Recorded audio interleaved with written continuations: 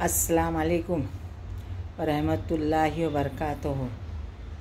आज लाइव आने का मेरा मकसद एक ही है कि मुझे बहुत वीडियो देखकर सुनकर अफसोस हुआ है कि अजमेर में जितने ख्वाजा गरीब नवाज़ रहमतुल्लाह अलैह को चाहने वाले लोग जो वहाँ गए थे उर्स में, कई 800 साल हो गए। आज हमारा हिंदुस्तान में ख्वाजा गरीब नवाज़ ने अपना मुकाम बनाए और आप वहाँ रहे और वहाँ के अतराफ़ वालों को आपने सैराब किया। ये अल्लाह ताला की हिकमत, अल्लाह के हुक्म के बगैर कुछ नहीं होता है। अल्लाह का हुक्म था, अल्लाह तबारक ताला को उस शहर को आबाद करना था, उस जगह को आबाद करना था। तो आप सल्लल्लाहु अलैहि वसल्लम ने ख्वाजा गरीब नवाज़ को इस हिंदुस्तान मुल्क में भेजे कि आप जाइए, वहाँ के लोगों को आपकी ज़रूरत है। क्यों भेजे? इसलिए भेजा गया कि हम जैसे लोगों के लिए एक अल्लाह ने एक मसीहा बना के भेजा। लेकिन आज हम क्या कर रहे हैं? आज हम सिर्फ विवादों में उलझ गए, नारेबाजियों में उलझ गए। ज़रूरी है कि किसी मज़ारों पे जाके वहाँ नारेबाजी करना, वहाँ पे हंगामा मचाना। अरे जब नारेबाजी करोगे, हंगामा मचाएंगे तो लाजिम झगड़ा होएगा। हम खुद आपस में लड़ रहे, क्यों लड़ रहे? क्या इससे ख्वाजा गरीब नवाज़ रहमतुल्लाह अलैह खुश हो जाएंगे? हम नारे लगाएंगे तो हज़रत ख्वाजा गरीब नवाज़ खुश हो जाएंगे? नहीं खुश होंगे। कोई भी मुकाम पर आप पहुँचिए, अगर हम किसी के घर जा रहे हैं और हम मेहमान नवाजी में जा रहे हैं, अगर उस मेहमान के दरवाजे पे खड़े रह के अगर हम ज़ोर ज़ोर से चिल्लम चिल्ली करेंगे तो लाजिम है कि जिस घर के हम मेहमान बनने जा रहे हैं वो घर वाला परेशान हो जाएगा हमारे से। बोले ये तो मेरे पास आया है दुआओं के खातिर, अल्लाह ताला ने इनको अगर मेरे दरबार में भेजा है एक अच्छा इंसान बनने के लिए, तो अच्छा इंसान तो नहीं बन रहा, लेकिन यहाँ तो ये चिल्लम चिल्ली मचा के रखा है। तो हज़रत ख्वाजा गरीब नवाज़ के दरबार में अगर हम जाते हैं तो हमारा काम है अदो अदाब से उधर दुआ मांगना, जो भी दुआएं करना है दुआएं करना, जो तुम्हारी दिली मुराद है उस मुराद को पेश करना। अल्लाह के वसीले तौफील अल्लाह से वो दुआ करते हैं। अल्लाह ताला के वो सच्चे दोस्त है, सच्चे वली है। उन लोगों ने अल्लाह तबारक ताला की कुर्बत हासिल करने के लिए अपने आप को फना किया, तब जाके अल्लाह ने उनको ये मर्तबे पे पहुंचा दिया।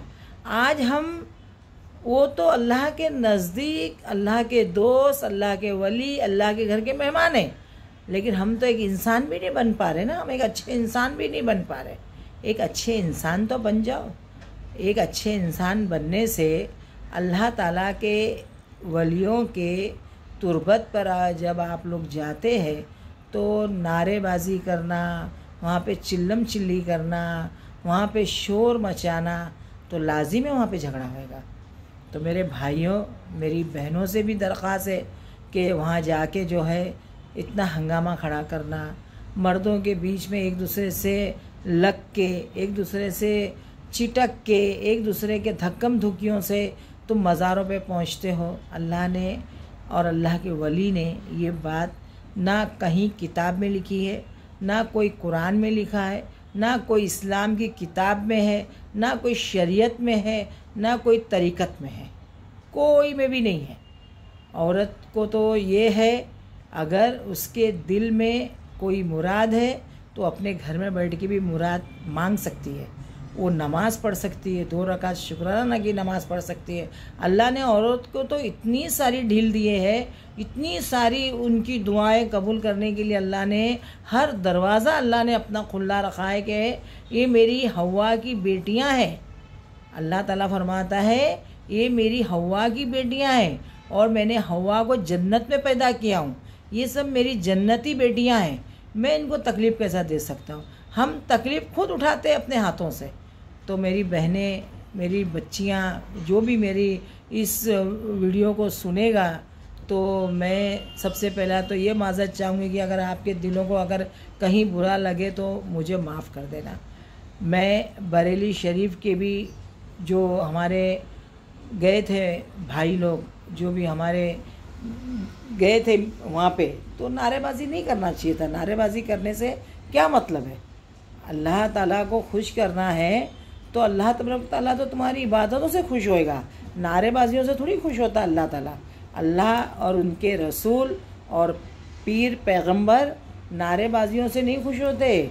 पीर पैगंबर सिर्फ इबादत से खुश होते हैं, दुआओं से खुश होते हैं। ये हमारा जमहूरियत मुल्क है।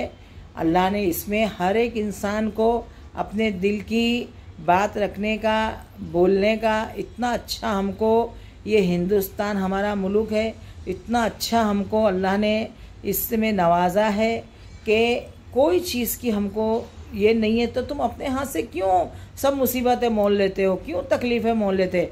अरे करना है तो ये करो। आज कितनी बेरोज़गारी हिंदुस्तान में फैली है, कितने परेशान हैं, कितने तकलीफ़ में हैं, उसके लिए कुछ आवाज़ उठाओ, उसके लिए कुछ बोलो। आज बच्चे 15-15 क्लास पढ़े, इंजीनियर है, डॉक्टर है, वकील है, परेशान है, बेरोज़गार है, रोज़ी नहीं है उनकी, कुछ नहीं है। उसके लिए तो कोई कुछ बोलता नहीं है, उसके लिए कोई आवाज़ उठाता नहीं है। जो हो रहा है होने दो, बस पढ़े हैं अपने इसमें, अपने मौज में पढ़े। माँ बाप को अपनी औलाद क्या नशा कर रही है, अपना बच्चा कहाँ जाके गिरा पड़ा है, अपना बच्चा क्या कर रहा है, वो तो माँ बाप को कुछ पड़ी नहीं है। बस वो जो बच्चा शाम को घर से, सुबह घर से निकला, शाम को घर पे आया, बच्चे ने क्या कमा के लाया, बच्चा कौन सी जगह पे काम पे गया था, बच्चा क्या कर रहा था, माँ बाप का भी वो इंक्वायरी नहीं करते हैं। तो आज हमारे खुद के बच्चों के ऊपर माँ बाप का तवज्जो नहीं है, तो बच्चे बच्चियाँ कहाँ जा रही है ज़रा वो देखिए। ये तो है अल्लाह के वली जब दुआ करेंगे तो अल्लाह ताला जो है उनकी दुआओं के सदक़े में तुम्हारे घरे आबाद रखेगा। अल्लाह तबारक ताला ने जब तुमको पैदा किया है तो माँ की कोख से लेके कब्र की गोद तक का तुम्हारा ये लिख दिया है, तो वो लिखा हुआ तो पलट नहीं सकता है ना। नसीब में जो लिख दिया है अल्लाह ने वो लिखा है, तो उसको जो है ना पलटना हमारा तुम्हारा काम नहीं है, उसको पलटना सिर्फ दुआओं का काम है। दुआओं से तकदीर पलटती है, दुआएं ली जाए, दुआएं दी जाए। और दुआ लेने का मकसद यही है कि पहले खुद दुआ करें फिर दूसरे को दुआ करने बोले। हम खुद तो नमाज़ पढ़ते नहीं, हम खुद तो अल्लाह तबारक ताला के सामने झुकते नहीं, और हम जाके मज़ारों पे सर पटक पटक के आएंगे और वहाँ नारेबाजी कर कर के आएंगे तो हमारी दुआएं कबूल हो जाएगी? ये कैसे समझ लिए कि हमारी दुआएं कबूल हो गई? और हमारी दुआएं कबूल हो गई, हमने डेग चढ़ाया वो कबूल हो गई, हमने नियाज दे दिया वो कबूल हो गई? नहीं, तुमको डेग चढ़ाने की भी ज़रूरत नहीं है, तुमको शोर शराबा करने की भी ज़रूरत नहीं है। अगर तुमने 1 रुपया ख्वाजा गरीब नवाज रहमतुल्लाह अलैह के नज़र कर दिए, 1 रुपया खाली उनके नज़र में दे दिए, तो वो तुम्हारा 1 लाख के बराबर है। 1 लाख के बराबर है, क्योंकि तुम एक परहेजगार अपने आप को रखे, अपने आप को बनाए। और ये मैं 1 रुपया उनके वसीले तौफील दे रहा हूँ अल्लाह के, अल्लाह ताला मेरे नजराना को कबूल करे। अल्लाह ताला कबूल फरमाते हैं। जब अल्लाह ने कबूल किया तो अल्लाह तबारक ताला के सच्चे दोस्त है, वो अल्लाह के वली है, क्यों नहीं कबूल करेंगे? हमारी हर दिल की बात को अल्लाह तबारक ताला, हमारे दिल की हर एक आहट को, हमारे सोची हुई बात को अल्लाह तबारक ताला के सामने हम मंजूर है, तो अल्लाह के वली है, अल्लाह के दोस्त है। वो क्यों नहीं समझेंगे? अल्लाह के वो घर में के जन्नत के मेहमान है वो। तो हम जो है एक अच्छे इंसान तो बन नहीं रहे और वहाँ जाके हम नारेबाजी कर रहे हैं। हम जो दरगाह पे जाते हैं हम वहाँ देखते हैं नारेबाजी चालू रहती है। नारेबाजी करने से कोई वली अल्लाह खुश नहीं होता है, कोई वली अल्लाह खुश नहीं होता है। ये तो हमारी चमक धमक है, हम खुद ही चमका रहे और हम खुद ही धमका रहे, हम खुद ही गा रहे तो वो मतलब नहीं होता है, वो मतलब नहीं है। अल्लाह को राज़ी रखना, अल्लाह के दोस्तों को राज़ी रखने के लिए कुछ बनो तो तुम कुछ बनाओगे। जब तुम खुद कुछ नहीं बनोगे तो दूसरे को क्या बनाओगे? अल्लाह के वलियों ने पहले खुद बने हैं तो दूसरों को बना रहे। जब दूसरों को बना रहे, आज उनके वली की चौखट पे लोग जाके कितने सैराब होके आते हैं। क्यों सैराब होके आते हैं? क्योंकि उन्होंने अपने पेटों पे पहले पत्थर बांधा, अपने नफ्स को अपने काबू में रखा, हर हलाल हराम को जाना। उसके बाद अल्लाह ने उनको वली और गौस का मर्तबा दे दिया। आज गौस आज़म दस्तगीर रहमतुल्लाह अलैह एक उंगली उठा देते थे तो अल्लाह ताला उनकी एक उंगली उठाने से, 5 तो बात की बात है, एक उंगली उठती थी तो अल्लाह ताला उनके कितने लोग के बेड़े पार कर देता था। अल्लाह क्यों करते थे अल्लाह ताला? क्योंकि गौस आज़म दस्तगीर पीराने पीरों के ऊपर उनको पीर बनाया गया। पीरों के पीराने पीर गौस आज़म दस्तगीर, अल्लाह ने इतना बड़ा रुतबा दिया। साबिर पिया रहमतुल्लाह अलैह का कितना बड़ा रुतबा है। ये सब हिंदुस्तान के बड़े बड़े अब्दाल है, अपने अपने गदे नशीन पे बैठे हैं, अपने अपने इलाकों को संभाल रहे हैं, अपने अपने एरियों के वो हिफाजत कर रहे हैं।